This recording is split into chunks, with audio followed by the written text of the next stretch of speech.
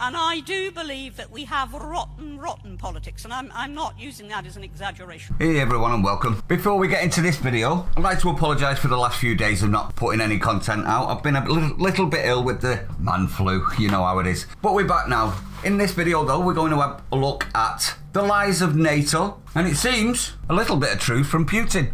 Now, this is in regards to Vladimir Putin's earlier claim that Moscow had been hoodwinked and brazenly deceived by Western countries because they'd promised that NATO would not expand not 1 inch eastwards. Which, obviously, NATO and the then Secretary General, Jens Stoltenberg, vehemently claimed no one had made such promises to the USSR. Now, before we get into that part, well, let's have a look when that actually happened. Now, as you're probably aware, the Berlin Wall, which was the division between Germany and Russia, was taken down by the people of Germany in 1989. A couple of years later, the Union of Soviet Socialist Republics dissolved as well under Gorbachev. Gorbachev then resigned and Boris Yeltsin took over, who then went on to a series of summits, including with Bush and NATO. And this is when this agreement was supposed to have happened. Now, as I mentioned earlier,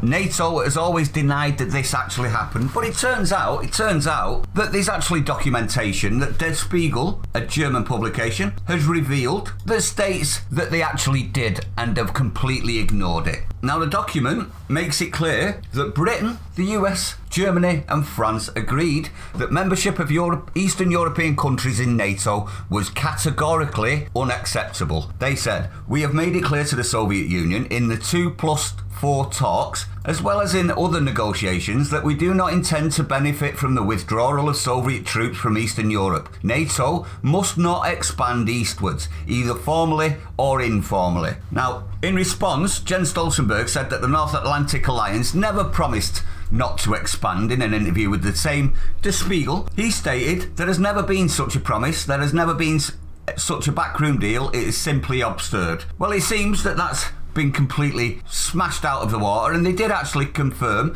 that they're not going to expand eastward a single inch. Now, don't think that they didn't know what was going to happen if they continued to expand east. This is Biden in 1997 saying that the only thing that could provoke a vigorous and hostile Russian response would be if NATO expanded as far as the Baltic states.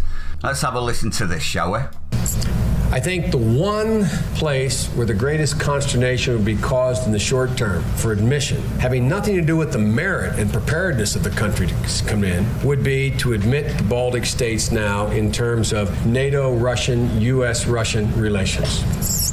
And if there was ever anything that was going to tip the balance, were it to be tipped in terms of a vigorous and hostile reaction, I don't mean military, in Russia, it would be that. So there you go. It's not like NATO and Biden and America didn't know, and the UK obviously, didn't know that this expansion would create a hostile response. Now, if you're wondering how much of a advance NATO have made in the time since that agreement, let's have a quick look, shall we? This is the member states of NATO, and we'll do it by date. Now, as the wall came down in 89 and Soviet Union dissolved in 91, we'll go from 91 onwards, shall we? And just see exactly who has been admitted into NATO. We've got Czech Republic, Hungary, Poland, Bulgaria, Estonia, Latvia, Lithuania, Romania, Slovakia, Slovenia, Albania, Croatia, Montenegro and North Macedonia. So effectively, all of the admittance, since they said they wouldn't move another inch